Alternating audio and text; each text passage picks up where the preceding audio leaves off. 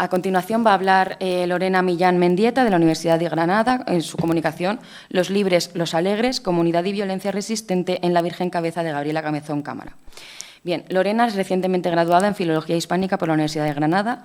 Actualmente realiza el máster de profesorado en Enseñanza Obligatoria y también el máster en Estudios Latinoamericanos, Cultura y Gestión, en la misma facultad.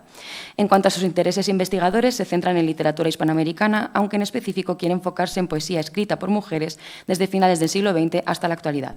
En este sentido, su TFG trata sobre la figura de la hija en las poetas Emma Villazón y Natalia Litvinova. Además de su inclinación por la investigación de literatura, se siente atraída por la escritura poética.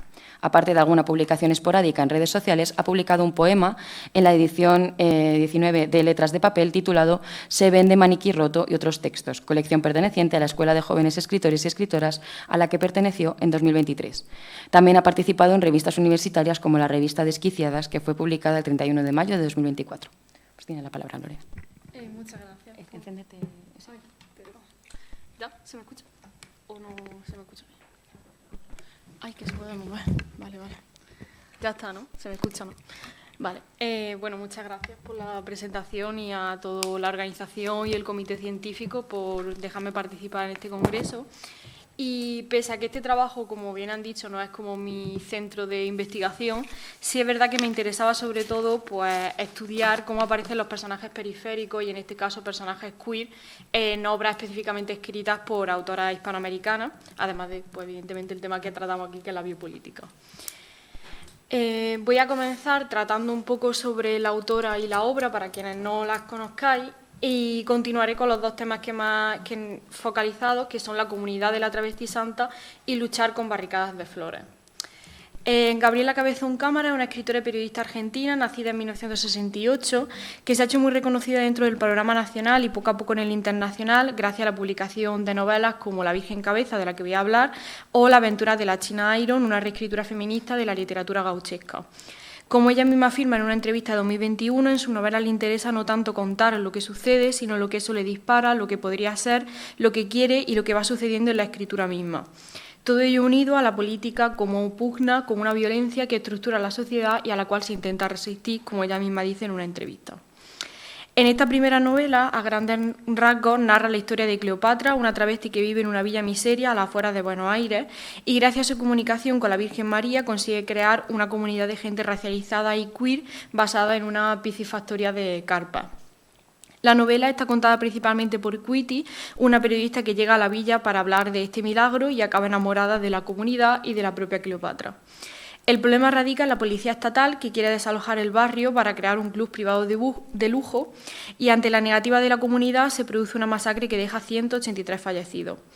Dos de las pocas supervivientes son la propia Cleopatra y Cuiti, quienes cuentan los hechos ocurridos en la villa, tanto en esta novela que leemos como en la ópera Cumbia de Cleo, en un idioma entre el español y el inglés que la vuelve famosa en Miami.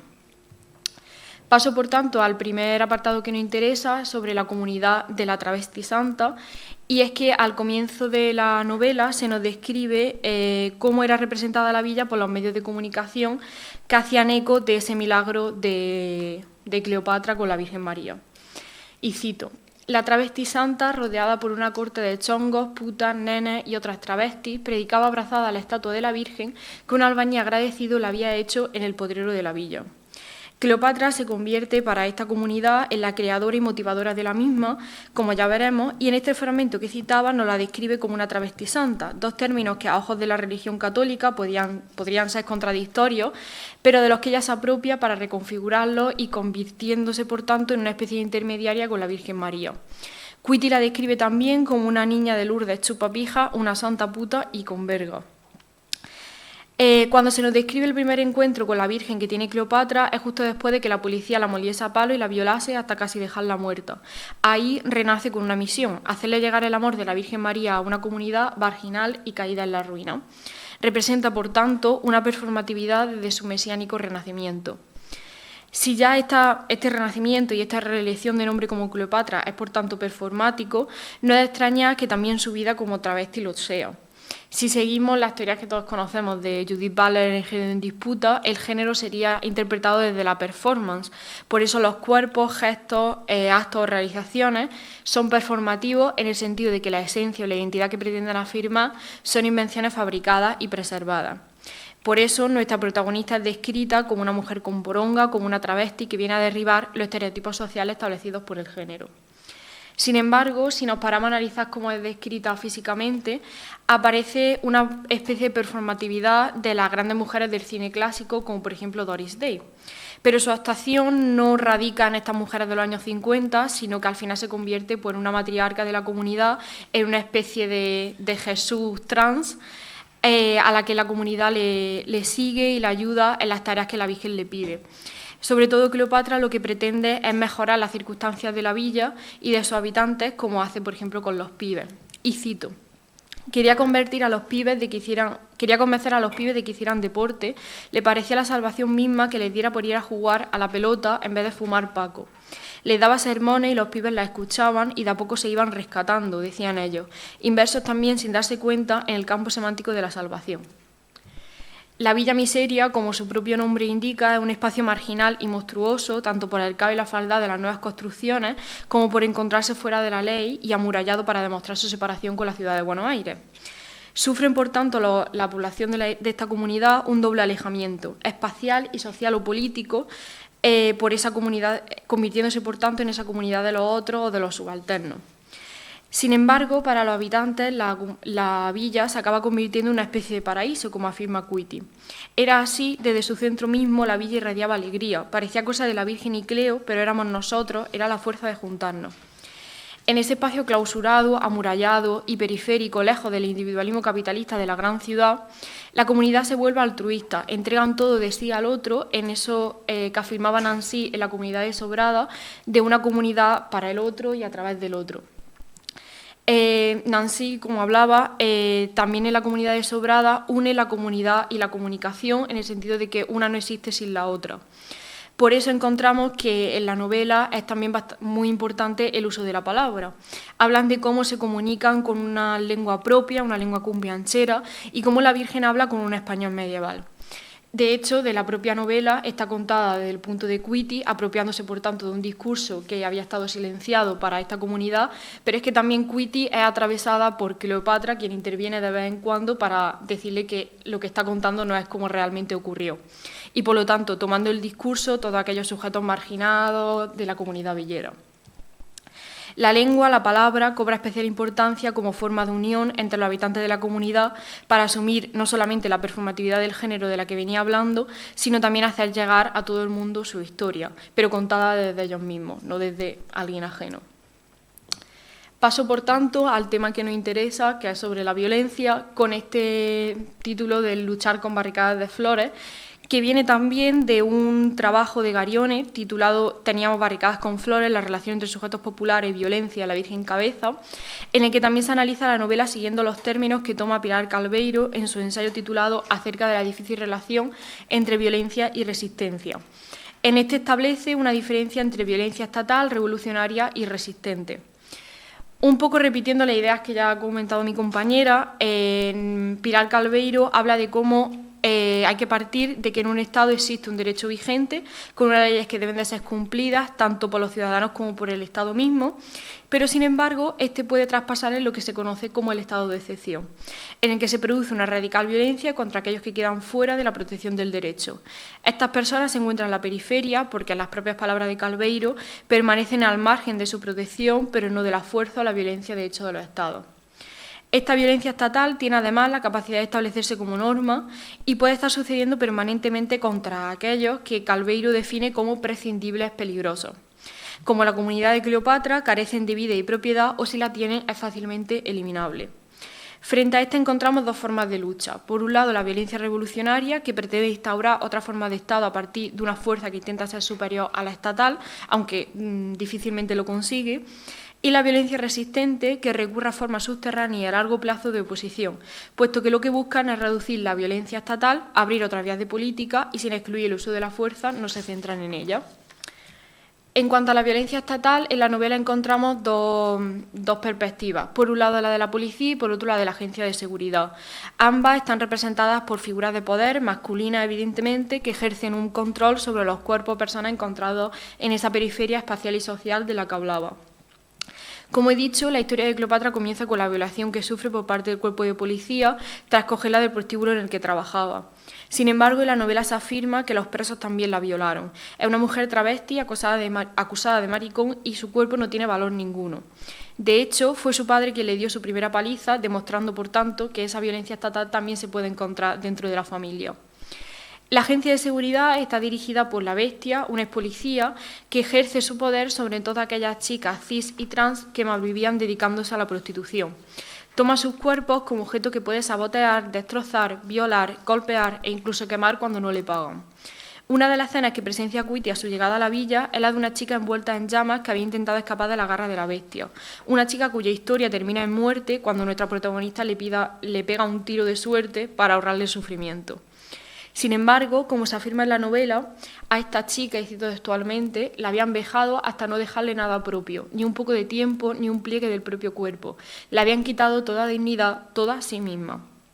En este caso, el poder, el Estado, los hombres que mandan, ejercen, como veníamos diciendo, un biopoder sobre aquello que se conoce como nudas vidas, según Bacigalupo en Biopolítica, un mapa conceptual. Estas serían aquellas que están excluidas de la comunidad, pero puestas en bando y de este modo politizadas y puestas bajo el signo del soberano. Bacigalupo, en su trabajo sobre biopolítica, sigue la idea de Foucault para afirmar que la forma en la que se puede ejercer el poder sobre el cuerpo y la vida es a partir de discursos directos, simples y reduccionistas que movilizan a la opinión pública. Este discurso evidencia unos saberes y unas prácticas que actúan afirmando, produciendo, constituyendo los campos de objetos sobre los que se disponen afirmaciones verdaderas y falsas.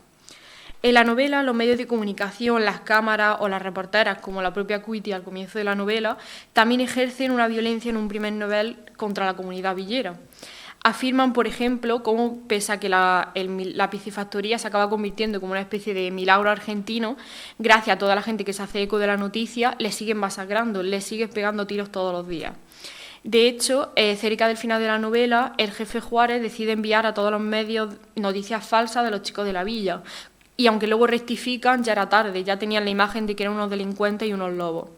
La comunidad, por tanto, se acaba convirtiendo en una especie de parque de atracciones para todos aquellos que van allí como a estudiar y a ver el milagro argentino, sin ser conscientes de que realmente esa era la vida de la comunidad villera. Al otro lado de la biopolítica tenemos el término del teórico político e intelectual Bembe necropolítica, y para él la guerra es otro medio de establecer la soberanía y un modo de ejercer el derecho a la muerte, es decir, decidir qué vidas merecen morir y cuáles no. El otro, contra el que se ejerce, por tanto, la violencia estatal, se convierte en una amenaza contra la propia vida y su eliminación refuerza el potencial de vida del Estado. Él pone de ejemplo lo que está ocurriendo contra el pueblo palestino, pero también lo vemos en la masacre contra el pueblo de Cleopatra. Afirma Cuiti que de vez en cuando había una oleada de tiros y que la única forma de enfrentarse a eso era festejar cuando ninguno había muerto, puesto que era prácticamente un milagro que no lo hubiesen dado. La comunidad se mantiene en la alegría y el festejo, pese a que, como afirma Nancy en la comunidad de Sobrada, sea con la muerte cuando se muestra una comunidad de la finitud. Los muertos son las raíces sobre las que se cimenta la comunidad, tanto de forma metafórica como literal, ya que con las obras para construir el estanque del que hablaba se dieron cuenta de que la villa se construyó sobre muertos de todos los colores, muertos mutilados, armenios, de hambre de los últimos gobiernos, negros, blancos, rojos, unitarios o indios sin orejas. La masacre se convierte en una amenaza constante contra la comunidad, por eso Cuiti afirma que estaban seguros de que en algún momento llegaría una violencia policial extrema. Sin embargo, ella misma dice, y cito, «No éramos un ejército, insisto, hubiera sido dejar de ser nosotros, los libres, los alegres. Estamos bastante listos, sí, pero no imaginamos nunca la ferocidad de la represión. Nos echaron un ejército encima, solo puedo comparar el aparato de infantería que nos mandaron con el Likud en Palestina. Ametralladoras, bulldozers y la decisión de avanzar cueste lo que cueste». Los 183 muertos, que según la teoría necropolítica en una masacre son reducidos a simples esqueletos, en las protagonistas es un dolor que las tortura, las angustia y asfixia, simplemente deseando que cese. Una de las muertes más dramáticas que podemos ver en la novela, y perdón por el spoiler, es el de Kevin, un niño de la villa, sobrino de Cleo y al que Cuiti apadrina. Su muerte demuestra cómo la violencia estatal no responde ante la ética o la moral, solamente espera doblegar o hacer desaparecer a todos los que suponen una amenaza. Kevin responde a la muerte del inocente, del desprotegido, y por eso ambas protagonistas lo recuerdan y esperan que se encuentre bien allá donde esté. Quitty, de una forma corporal, espera que sus huesos formen raíces y plantas, mientras que Cleo afirma que la Virgen la ayuda y le cuida. Ante esta masacre, a la comunidad solo le queda responder con violencia. Como ya decíamos, es violencia resistente la propia comunidad queer villera que habían creado a partir de la piscifactoría y la comunicación con la Virgen María, pero también es resistente cómo intentan guerrear contra la fuerza estatal cuando se produce la masacre. Luchan con todo lo que tienen a mano, barricadas de flores, macetas, cascotes, fierros y algunas armas como un AK-47. Como afirma Garione, realmente esta violencia nunca les vuelve monstruos, sino que siguen siendo una pequeña multitud alegre. Garione también en su ensayo plantea la problematización que ocurre con la muerte del jefe por parte del amigo de Quitty, Daniel. Aquí nos encontramos con una violencia revolucionaria en la que no se pretende frenar el ciclo de violencia estatal, sino una venganza para cambiar una situación particular. Esta compleja situación se le une la idea de Bembe de que para muchos matar constituye el primer grado de supervivencia.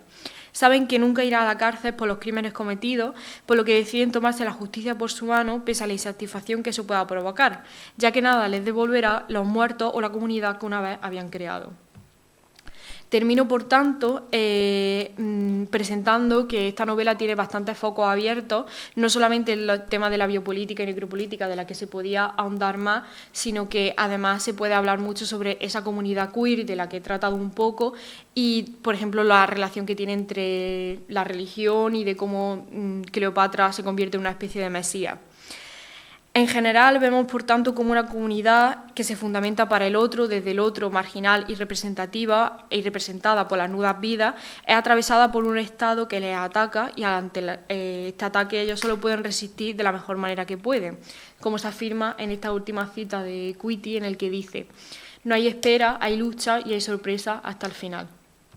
Esta es la bibliografía que he utilizado y muchas gracias.